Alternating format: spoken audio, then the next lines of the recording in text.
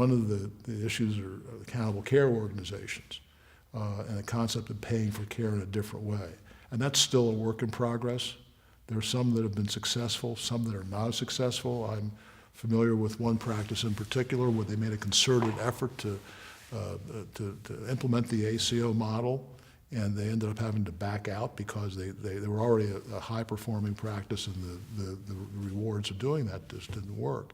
And there are all sorts of, I don't know, innovative models. So there may be virtual ACOs. So there's a lot going on. But there are some other practical questions. So what about the Centers for Medicare and Medicaid Innovation?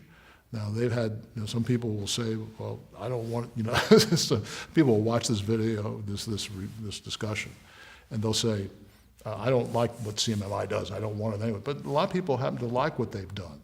What about the oncology care model, which has been trying to figure out a better way to pay for cancer care?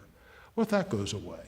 What do you do? I mean, I'm sitting in a meeting a couple months ago and started, just after the election, started scratching my head and said, well, if CMMI goes away, what happens to the oncology care model? Nobody I've heard address that, but most people say, well, CMMI won't go away, but maybe have more congressional oversight.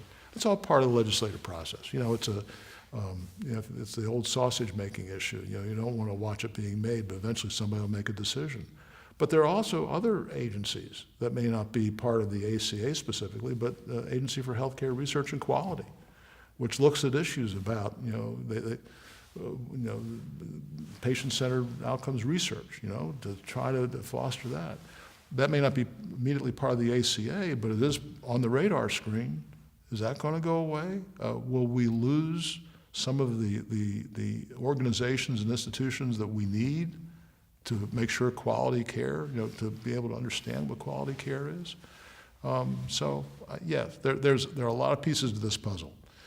It was a very long act. I've never read it. I have no intention of reading it. And I won't get into the famous quotation about, you'll know what you passed after you pass it, or what's in it after you pass it.